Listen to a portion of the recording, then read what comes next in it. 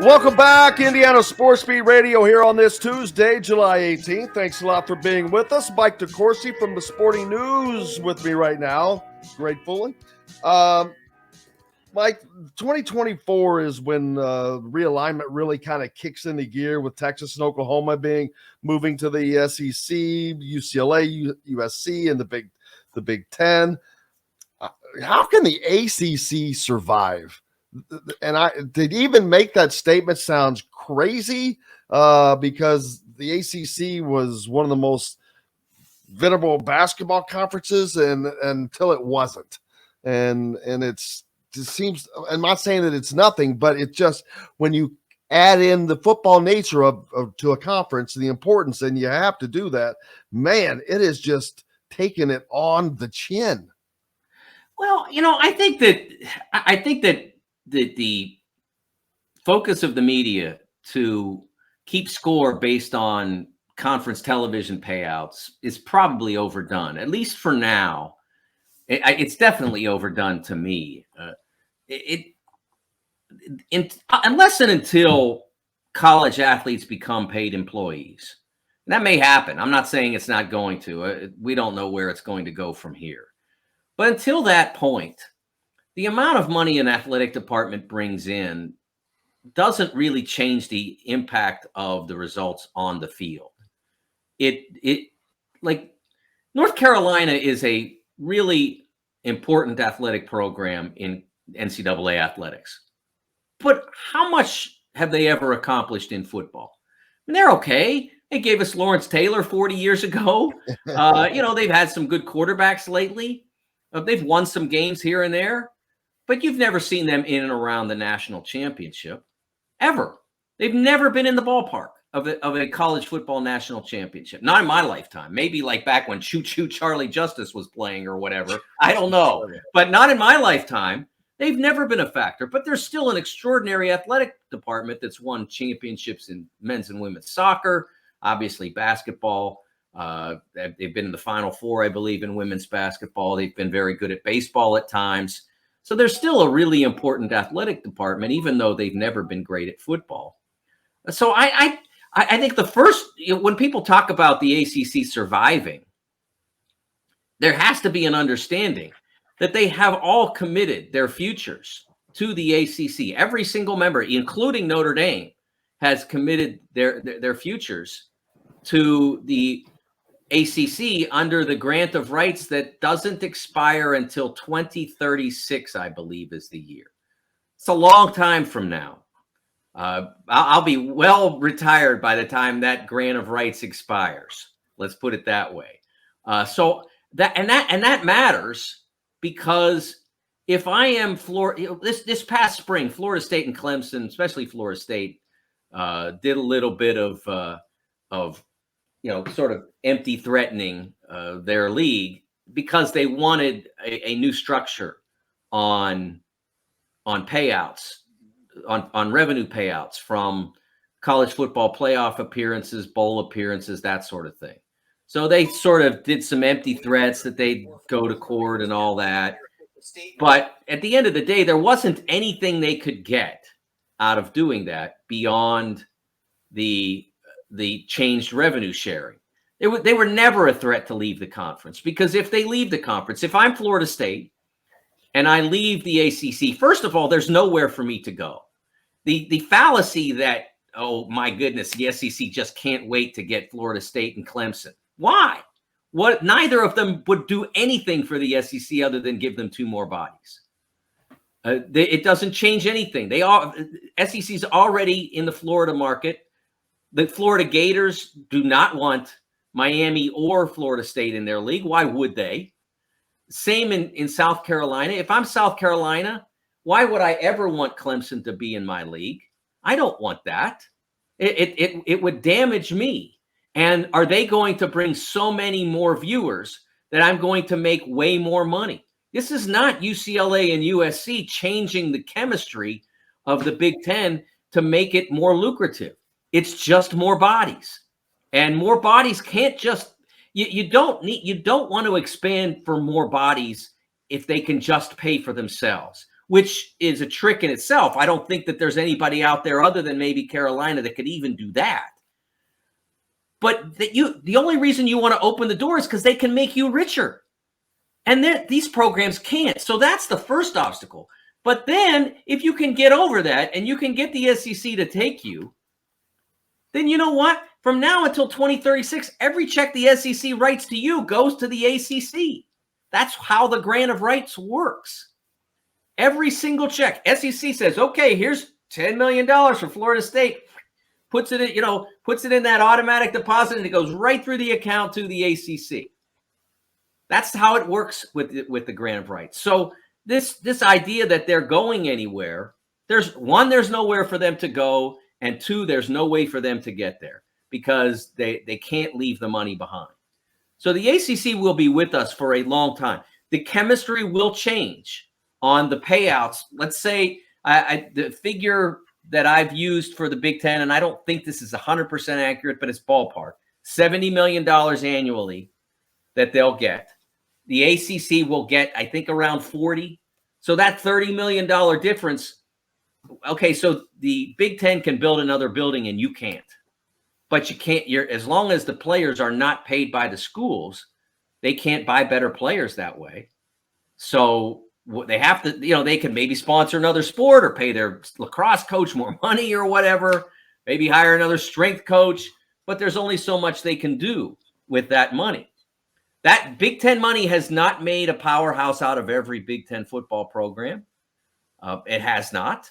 And it's always been better than what they've gotten in the ACC or the Big 12.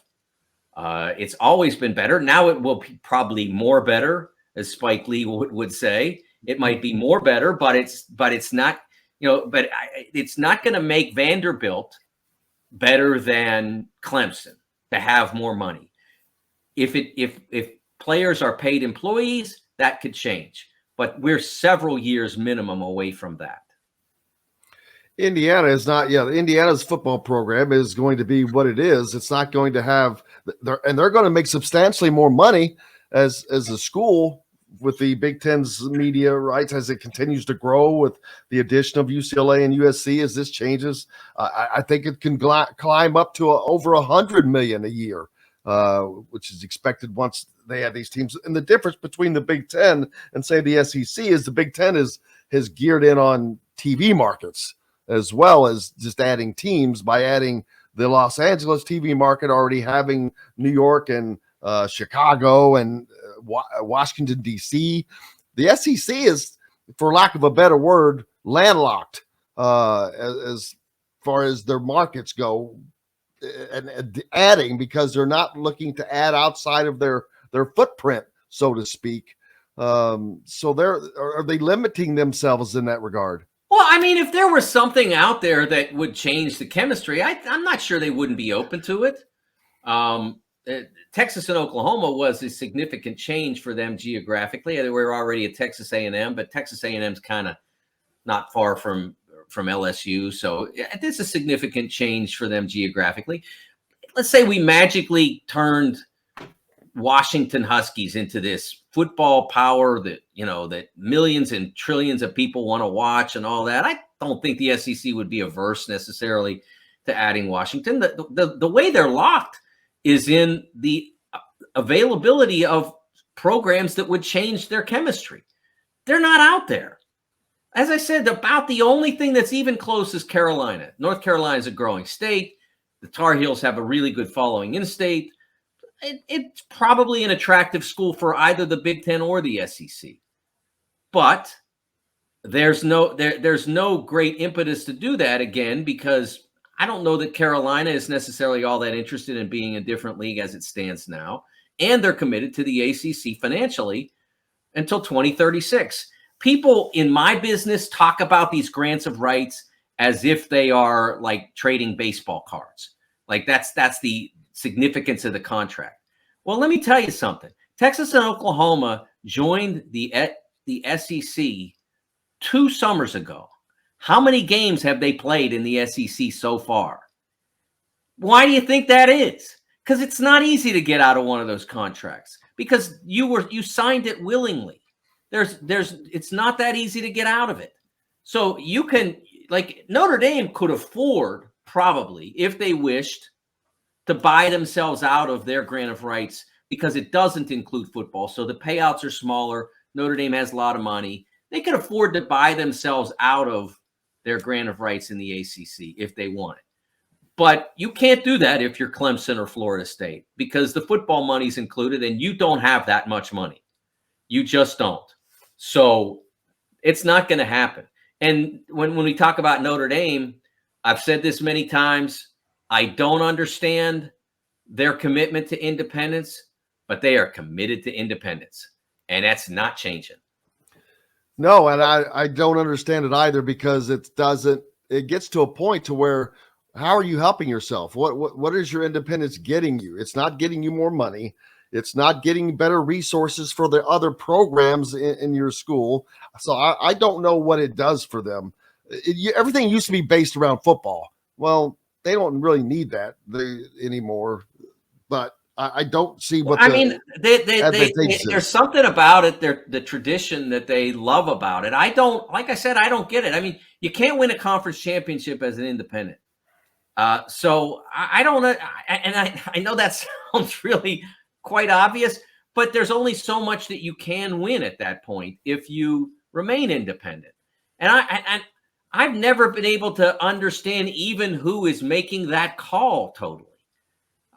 There are very powerful influences at Notre Dame that believe in that.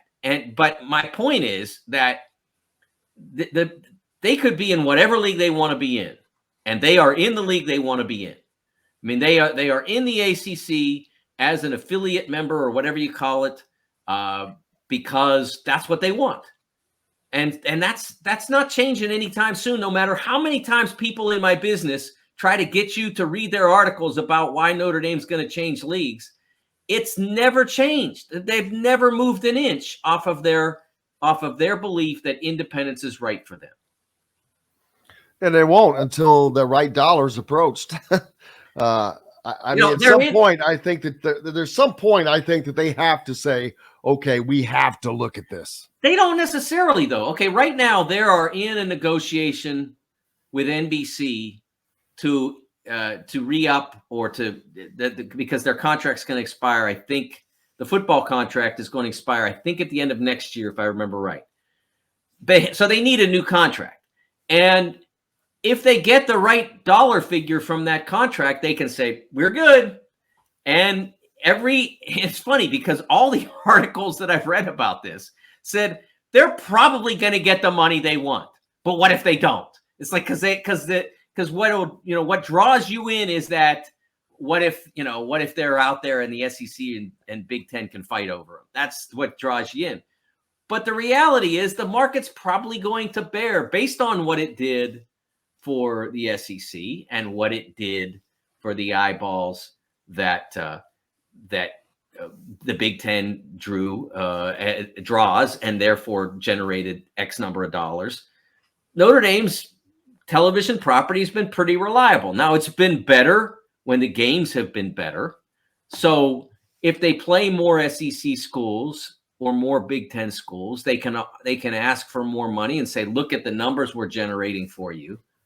You know, if we give you a Notre Dame Michigan game, man, cha-ching, cha-ching, look at the numbers. They can do that, but they don't necessarily have to join a league in order to get those. I mean, there are programs. Ohio State played them last year. That was a big TV game.